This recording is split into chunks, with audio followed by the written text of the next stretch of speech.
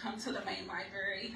I have talked with some of the kids down here that frequent the library. I actually met with Allison to bring programming straight to the main library, which we will be implementing next month for a 10-month period for our youth. I think it's important for all of our community partners to come together and work together to solve a bigger problem than working in silos. I think Dayton has a history of working in silos, and I think it would just be best if we expanded that, put our resources together, and helped as many youth as possible, because these are our babies. My babies aren't even in high school yet, but I know they're getting there, and I want them to have the best experience. Thank you so much.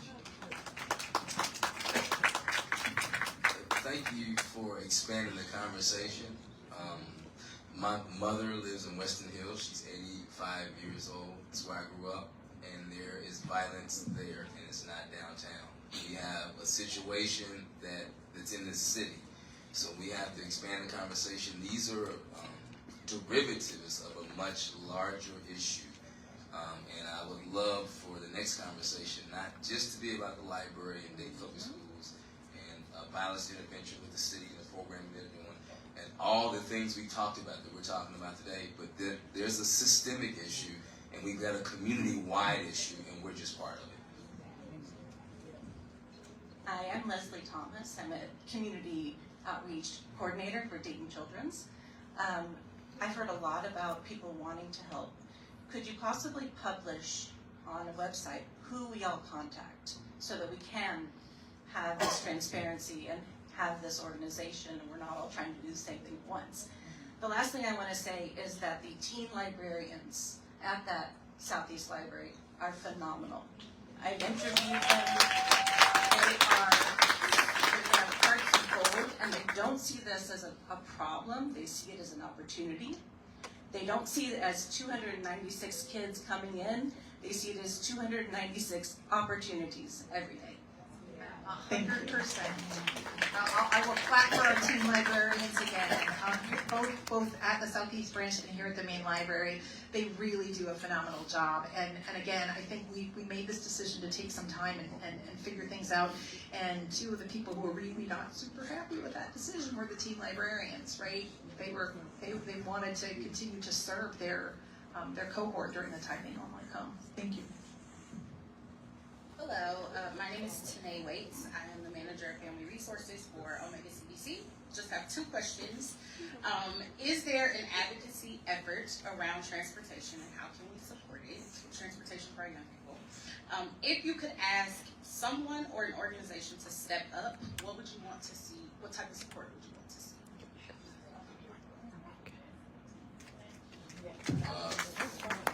For us, Dr. Jones is tag team. For us, it's legislative.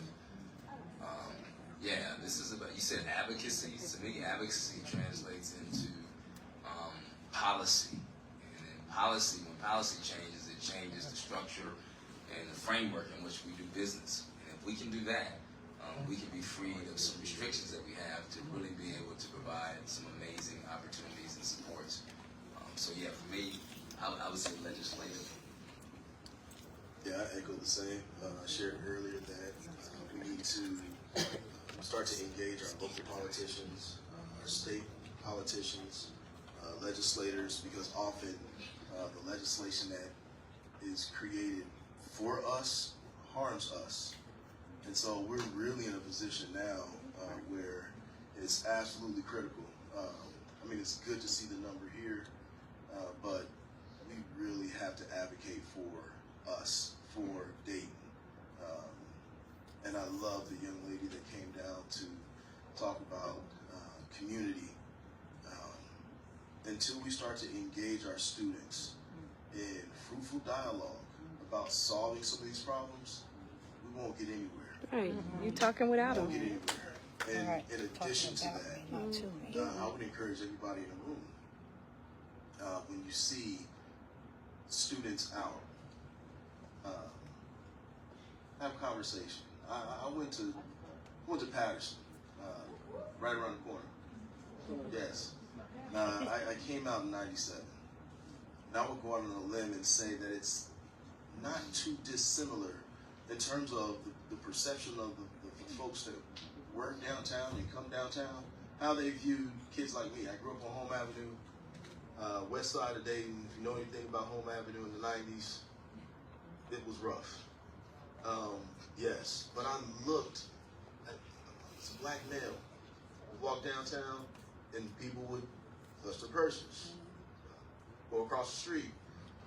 But I'm encouraging everybody to lose is that fear factor.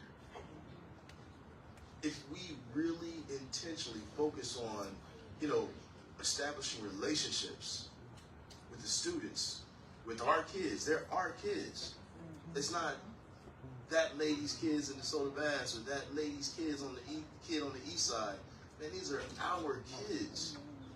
And we have to, again, drop the fear factor and really engage these students in dialogue. And so I'm going to encourage, the bringing of students to these platforms. Thank you. Thank you. I want to be respectful of time, and I want to be respectful of the process. Does anyone else have any direct response to the young lady's request of what would you want to in terms of support? Really quickly. Yeah, I will be super quick. I am amazed at the number of organizations in Dayton that have little pieces of the puzzle. So I'm not sure that there's one group that I want to see. I would love to see some way of us really connecting with each other. I think Preschool Promise has some awesome stuff. They're spending time teaching parents how to do some different parenting things. The Dayton Public Schools are doing awesome things. We've got all these little groups. So that's the piece I see, is that, again, we broaden that conversation. It's not just about high school students. It's about all of our students. It's about all of our community. I'd like to say, I noticed the board president is here, William Smith, and I'd like him to come up. I would yield my final comments to him.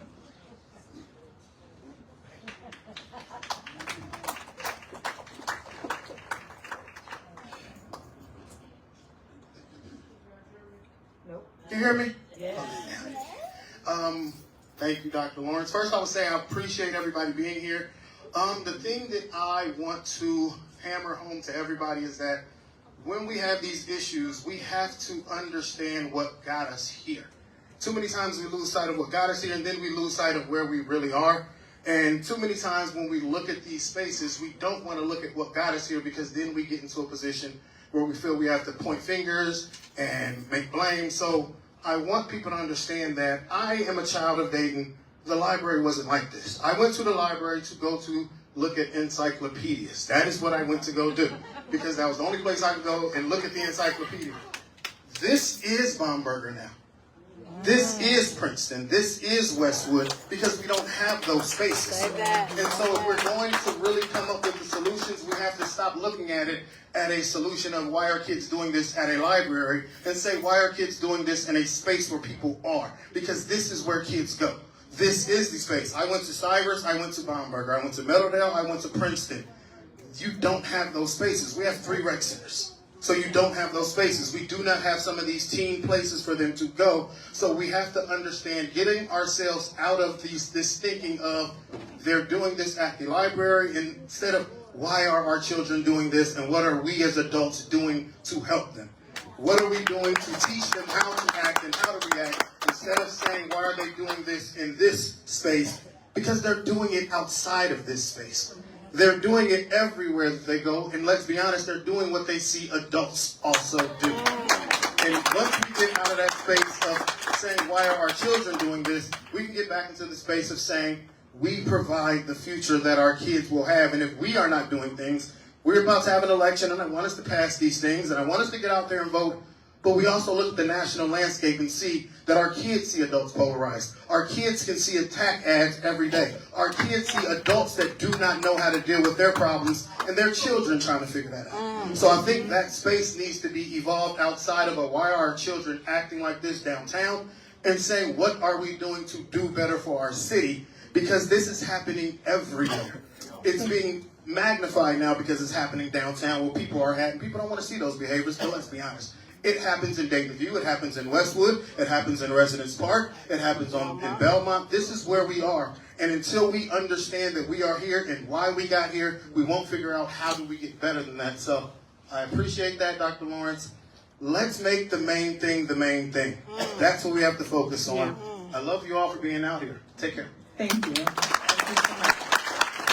I'm going to offer Major Hall the opportunity to respond to the question, what type of support would you want? And then we're going to wrap this up. I have a few more comments about what's next. So for the police department, it's kind of a different, different question. The support we most need is not so much from a particular agency or organization. It is just the community support. Having us be able to fulfill our role within, get the guidance, get the direction from the community as to where they want their police department to go. Thank you. And thank you all for your time this afternoon. And especially thank you all for showing up, showing that you care, and providing insight. Thank you. There's a lot of things, other things that we could be doing here. And I want to address the person that asked about the annual report, not the annual report, the strategic plan. We have copies of the strategic plan posted in all of our branches, but I have copies of them that I am more than happy to give to you. So see me and I can get you a copy of our strategic plan. And as was mentioned, we understand that simply having this conversation, listening to your thoughts and ideas, and reopening Southeast will not address some of the more nuanced issues affecting our community, especially our young people. The Dayton Metro Library would like to offer support in convening a community work session where community members can brainstorm ideas, forge collaborations, cultivate resources, and develop ways to implement solutions, all things of which I heard tonight. Please connect with Allison Knight, who is here in the audience. Raise your hand, Allison, the Director of Youth Services and Programming here at Dayton Metro Library for more details and becoming involved. She can be reached at Knight, that's with a K, K-N-I-G-H-T, at DaytonMetroLibrary.org. You can find her on our website as well. She might be able to have cards for you available this evening. And a summary of this evening's conversation will be made available on our website and through our social media platforms within a week. Again, thank you all for coming out and for caring.